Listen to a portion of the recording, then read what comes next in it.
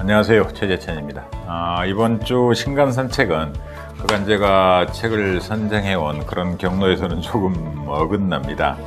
하나는 유명한 잡지죠, 세계적인 와이어드 2015년 이건 특별판입니다. 이게 사실은 월간지인데, 그리고 인터넷상으로도 정기 구독자가 몇십만 명에 이를 정도로 인터넷 시대에 잡지가 다들 죽어가는데 유일하게 성공하고 있는 이코노미스트와 와이어드죠. 특히 와이어드는 온라인상으로 어마어마하게 정기 구독자가 있는 세계적인 잡지인데, 저도 영어가 짧아서 이 책을 본 적은 없습니다. 근데 다만 와이어드에 기고했던 분들이다, 저자를 검색하다가 그러면 전 무조건 삽니다. 그럴 정도로 전 와이어드에 글을 썼던 사람들을 전적으로 500%, 1000% 신뢰하고 있는데, 그 잡지가 매년 연초에 미래를 예측하는, 올 한 해의 과학기술 흐름을 예측하는, 국제정세까지도 흐름을 예측하는 그런 책을 냅니다. 그걸 운 좋게, 정말 고맙죠. 이게 두산에서 냈던가요? 네, 그렇죠. 동아출판에서요. 그렇죠. 예. 너무 고맙게 또 발행처 두산 매거진에서 내주셨는데, 제가 사실은요, 이 출판사로 몇 차례 전화드렸습니다.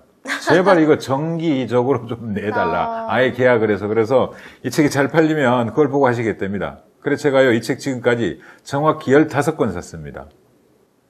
예, 그럴 정도로 의미 있는 제가 좋아하는 잡지고. 두 번째는 스캡틱입니다. 저 이거 늘 이름만 듣다가, 이게 과연 팔리겠어? 이걸 세상에 번역해서 냈단 말이야. 이건 물론 분기별로 나오는 잡지이긴 합니다만, 이 책까지도 이제 한국 사회가 받아들일 정도가 되고 저항감 없이 홍보되고 팔릴 것인가. 이를테면 여기 불경스러운 이야기 나옵니다. 이 책에도 토리노우 수이 있잖아요. 그 유명한 예수님 형상 나타난다는. 그거 과학적으로 샅샅이 해부해 버렸습니다. 그 다음에 대한민국 사람들이 누구나 믿는 혈액형. 전 A형입니다. A형은 어쩌고 O형은 어쩌고, O형은 뭐 A형은 내성적이고 뭐 책을 좋아하고, 그 얼마나 센 거짓말입니까? 사람을 고작 4가지 5가지로 분류한다는 게. 대한민국은 5,000명의 인간이 있고 5,000명의 개성이 있는데 그걸 혈액형 4가지로 분류해요? 그 일본 사람들, 일본 부자의 사실상 전혀 근거 없는, 학술적 근거 없는 쓸데없는 장난이었다. 샅샅이 해부해놨어요. 자기들이 직접 검증까지 해가지고. 토리노우 수이에 대한 이야기는 매년 부활절 되면 늘 나오는 기사야. 그렇죠. 네네. 이런 식으로까지 날카롭게 비판할 정도로 합리적 회의를 가지고 과학적 지식을 분석해내는, 그래서 때로는 무신론자들이 많이 모여드는 그런 비판도 받거든요. 리처드 도킨스도 쓰고 뭐 윌슨도 쓰고 이런 그런 대단한 잡지들인데, 고맙게 우리 출판사들이 이 둘을 내놓았습니다. 한꺼번에 묶어서 소개해드리고 싶었습니다. 이번 주는 특별히 잡지 2권인데요. 어떤 기술과 문명을 다루는 와이어드, 그리고 비영리 과학 교육기관인 스캡틱 협회에서 발행하는 스캡틱입니다. 호기심을 어떤 충족 좀 시켜줄 만한 그런 내용으로 가득 찼더라고요. 그리고 단행본이 아니라서 뚝뚝 끊어서 읽어도 되고, 읽고 싶은 것만 읽어도 되고, 자기 호기심 있는 주제만 읽어도 되고요. 아주 재밌습니다. 저희들 실컷 재밌다고 해봐야 객관성이 떨어질 수 있고, 우리 저 온북 TV 팀에서 준비한 영상부터 함께 보시겠습니다. 와이어드 스캡틱. 세계적 기술 문화 잡지인 와이어드는 다양한 분야의 주제를 기술과 혁신의 관점에서 다루고 있습니다. 짧지만 강렬한 메시지로 독자들의 눈길을 끌고 있으며, 특히 다양한 아이디어들로 구성되어 있어 읽는 재미를 더해줍니다. 1992년 미국에서 창간된 스캡틱은 세계적인 석학들이 편집위원을 맡고 있습니다. 초자연적 현상이나 사이비과학, 유사과학 등 기이한 주장들을 검증해서 비판적 사고를 촉진한다는 창간 취지에 따라 흥미로운 주제들을 담고 있습니다.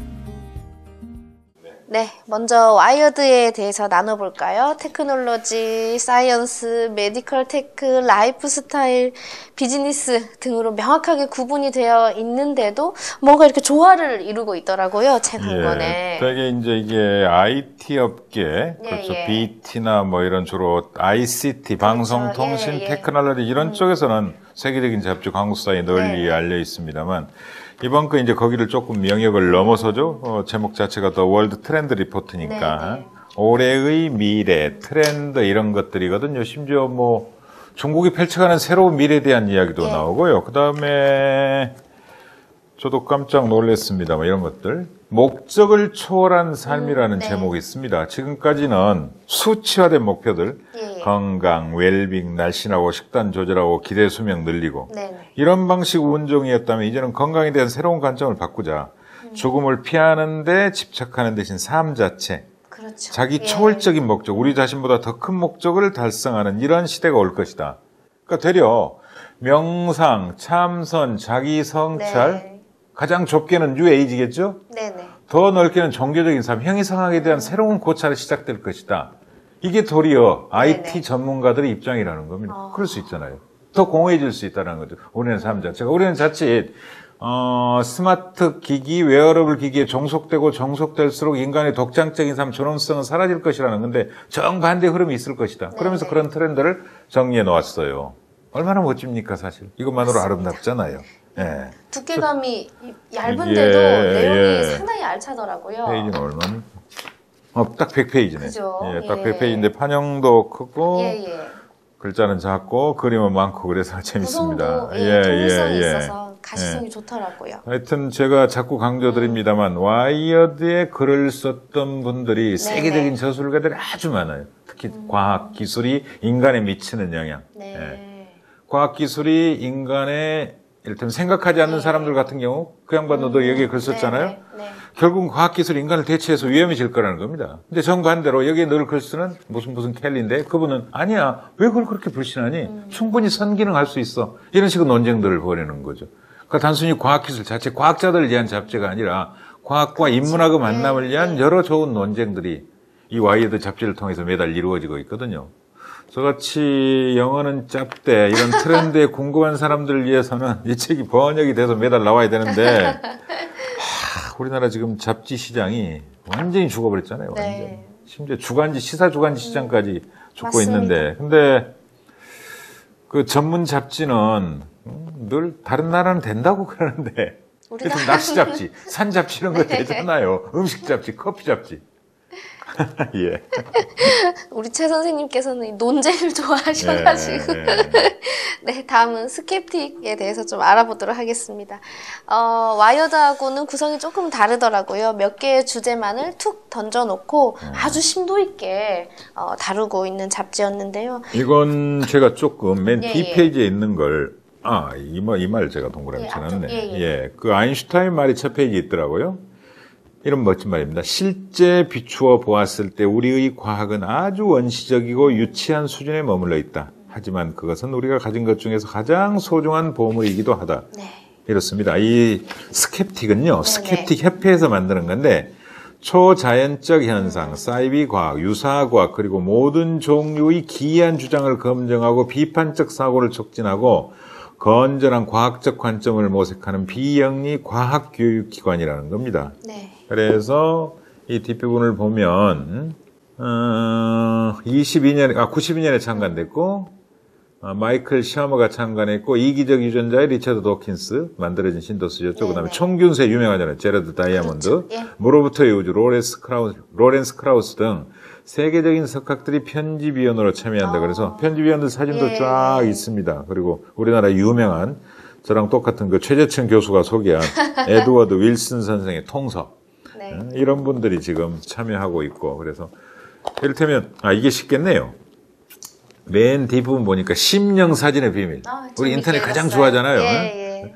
뭐 갑자기 죽은 사람 목이 내 뒤 사진에 나타났다. 사진에. 어디 시골 학교에 사진 찍었는데 어쩌더라. 이번에 놀랍게 캠브리지입니까? 옥스포드입니까? 어느 학교에나 그 귀신 이야기 그렇죠. 있잖아요. 괴담이 우리 뭐 있죠. 요고 괴담처럼. 예. 근데 그 지하가 정말 공동묘지였다는 거 아닙니까? 어제부터 그 사진 쭉 나오던데 그 지하 팠더니요. 1400년대, 500년대 묘지가 지금 진짜로? 시신이 1000몇백 구 나오고 있는데 거기서 그렇게 공부하고 있어요. 근데요. 대한민국도 마찬가지입니다. 옛날 사대문 아니잖아요. 사대문 조금 바깥만 벗어나는 데서 재개발하려고 그 옛날 주택들 허물잖아요. 네. 그러면 제 친구 발굴하는 친구 있는데 시신 엄청 나옵니다, 여러분. 사대문 밖에다 묻었잖아요. 사대문 밖은 약간 경사진데 네네. 그런 언덕배기 제거하면요. 몇백 년 된 시신 엄청 나옵니다. 과연 그런 것들을 네.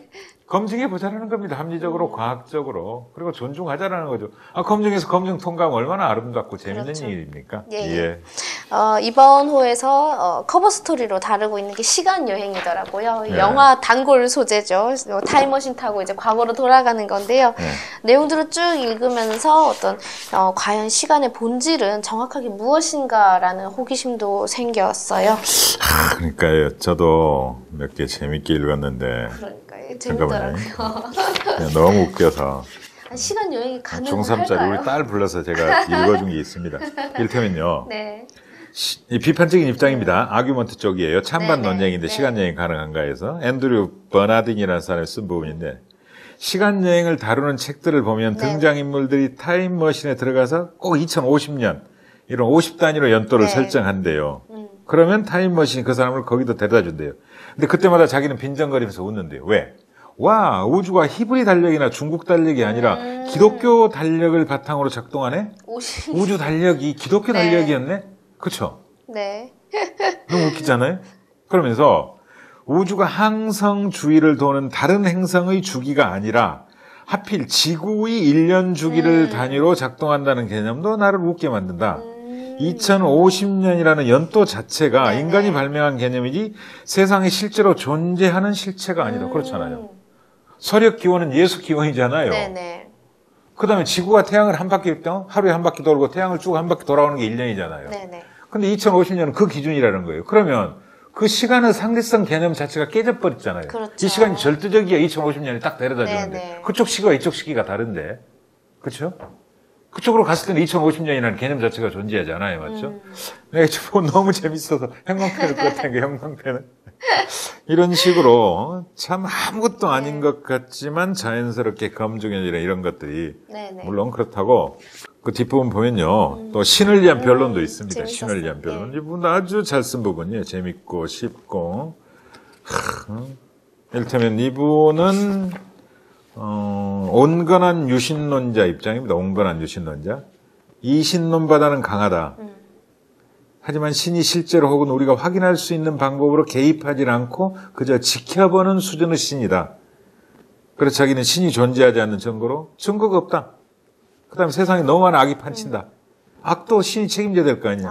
셋째, 신의 개념이 모순된다. 이러면서 하고 네네. 또 신이 존재한다는 근거로는 근원에 대한 논거. 어디선가 근원이 있었을 텐데 그야말로 빅뱅, 먼지에서 왔다는 건 좀 우습지 않아? 이런 거죠. 그렇죠. 그 다음에 생명은 암으로부터 나온다.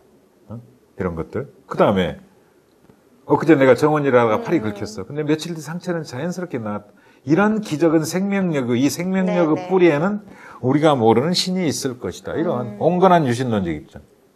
이런 것들이 우리의 네네. 삶을, 우리의 과학을 얼마나 풍요롭게 할 수 있을지를 보여주는 대단히 좋은 책인데 제발 좀 팔렸으면 좋겠어요. 네, 그래야 다음 호가 나오겠죠. 예. 네. 이제 최 선생님과 제가 마음에 와닿은 대목 한 군데씩을 낭독해 드리겠습니다. 예. 네. 제가 이 부분을 선택하면 제 종교관이 드러날 것 같아서 부끄럽습니다만 그럼에도 208, 209페이지 두 군데를 좀 길지만 읽을게요. 네. 회의주의 선언입니다. 이분들이 회의주의자들인데 계속 회의주의에 대해서 이제 철학적인 논문들을 쓰고 계시더구만요. 네, 이렇습니다. 빈센트 디스에가 쓴 부분인데요. 인간을 다른 모든 동물과 구별짓는 특징 중 하나는 암, 그 자체에 대한 욕구다. 호기심이 강한 동물도 많이 있지만 그 동물들의 호기심은 적응의 한 측면에 불과하다. 그러나 인간은 알무 욕구에 굶주려 있다. 그리고 알무 능력을 부여받은 수많은 사람들에게는 지식에 대한 의무가 있다. 제 아무리 하찮다 해도 진보와 안녕에 아무런 보탬이 되지 않는다 해도 모든 알무는 전체로서의 알무의 일부다. 과학자는 바로 그런 세계에 참여한다. 파리를 아는 것은 웅대한 전체 지식의 일부를 공유하는 일이다. 그것이 바로 과학의 도전이자 즐거움이다. 그 다음에요. 에인 랜드라는 분인데 이렇습니다. 인간은 지식을 얻지 않고는 생존할 수 없으니 이성은 지식을 얻는 유일한 수단이다. 인간의 기본 생존 수단은 정신이다. 인간은 생명은 타고나지만 생존은 타고나지 않는다. 육체는 타고나지만 육체를 유지하는 법은 타고나지 않는다. 정신은 타고나지만 정신의 내용은 타고나지 않는다. 살아남으려면 인간은 행동해야 하고 행동하기에 앞서 자기 행동의 본질과 목적을 알아야 한다. 인간은 음식을 얻는 방법에 대한 지식이 없으면 음식을 얻지 못한다. 인간은 자기 목적과 그 수단 달성에 대한 지식 없이는 도량을 파지도 사이클로트론을 만들지도 못한다. 살아남으려면 인간은 생각해야 된다. 그렇죠? 생각해야 되고 지식에 대한 삶의 욕구가 있어야 되고 삶에 대한 욕구가 있어야 되고. 예, 멋진 문장 같았어요. 예. 제가 읽어드릴 대목은 스캡틱의 245쪽입니다. 유신론자 및 자유주의자들은 미국의 예외주의를 자랑한다. 그러나 만일 미국이 진정으로 예외적인 국가라면 미국의 성공은 통계학적으로 측정이 가능해야 할 것이다. 다음에 첨부한 도표에는 다양한 요인들에 대한 상관관계가 나타나 있다. 그리고 이 부분 뒤쪽으로 종교적 국가를 대표하는 미국, 또 어떤 세속적 국가를 대표하는 일본이나 스웨덴으로 나누어서 국가별 수감률, 이혼율, 낙태율 등을 나타내는 그런 도표가 나와 있는데요. 결과는 지금 공개하지 않고요. 시청자분들이 보시길 바라면서 미국 소득 불평등하고 그 투표율이 낮다고 하더라고요. 그 이유에 대해서도 알 수 있는 내용들이 있어서 마음에 좀 와닿았습니다. 이를테면 최고 경영자의 봉급을 네. 그러니까 최저임금이나 일반 노동자 평균을 얼마로 해야 될지를 국민투표까지 붙이는 유럽 국가도 있습니다. 최근에 네, 우리 네. 쭉 CEO들 얼굴 공개했더니 난리 났잖아요. 그랬습니다. 그만큼 중대한 결단을 내릴 수도 있겠죠. 그러길 바라는 거고. 일본도 빈곤율이요 17% 됩니다. 절대 빈곤율 심각합니다. 네. 그러니까 국가주의에 가려진 엄습한 그림자가 있는 거죠. 그 다음에 미국의 빈부격차, 그 다음에 상위 1%가 가져가는 부의 절대적인 네. 수준은 거의 대공황 이전 단계로 돌아가고 있잖아요. 저희들은 이게 어디로 흘러갈지 도저히 예측이 불가능하고 갈수록 정치나 정책의 재량권이 없어지는 데 대한 불안, 그 자체로 흘러가고 그렇죠. 돌아가고 우리는 철저히 미아가 돼버리는 이런 시대적 흐름이 인간을 얼마나 왜소하게 만들지에 대한 걱정이 있습니다. 이럴 때일수록 좀 더 합리적인 회의를 바탕으로 정책에 대해서 회의하고 정치에 대해서 회의하고 과학에 대해서 회의하고 때로는 극단적으로 나 자신과 신에 대해서 회의할 수 있어야만이 이성의 시대가 도래하고 우리가 르네상스 이래 종교혁명 이래 꿈꿔온 근대 국가를 지금이라도 제대로 설계할 수 있을 거거든요. 말이 오늘 또 워낙 좋은 책 두 권 소개하다 보니까 조금 길어졌습니다만 이 부분을 제가 마지막으로 말씀드리고 싶네요. 이분들이 지금 회의주의란 무엇인가 매달 특집을 하고 있는데 분기별로 이 부분 자 여러분들 잘 아시는 300년 전에 프랑스 철학자 회의주의자 르네 데카르트 네덜란드 가서 살았던 분 있죠. 데카르트가 지성사에서 가장 철저한 회의적 반성으로 꼽히는 일을 한 다음에 자기 자신의 결론을 이렇게 내려요. 코지토 에르고 썸 유명한 말이잖아요. 나는 생각한다 고로 존재한다. 그런데 우리 회의주의자들은 이렇게 생각한다. 썸 에르고 코지토 나는 존재한다 고로 생각한다. 그러니까 지금까지 우리는 나는 생각한다 고로 존재한다지만 나는 아니다. 나는 존재한다 고로 생각한다. 이게 회의주의 삶이라는 겁니다. 생각하는 인간. 그렇죠? 생각하는 삶. 지금 이 순간에도 요즘 인터넷에서 가장 우리 딸들이 즐겨보던데 인터넷 만화 중에 놓치마 정신줄이라는 그런 웹툰이 있어요. 주말에만 올라온. 맞아요. 예, 놓치마 생각줄. 네. 예, 갑자기 변형하고 싶었습니다. 그렇게 늘 존재와 더불어 생각하는 백성, 생각하는 시민, 생각하는 삶이 이루어지기를 꿈꾸면서 이번 주 최재천의 신간선 여기서 마치겠습니다. 지금까지 최재천이었습니다. 고맙습니다.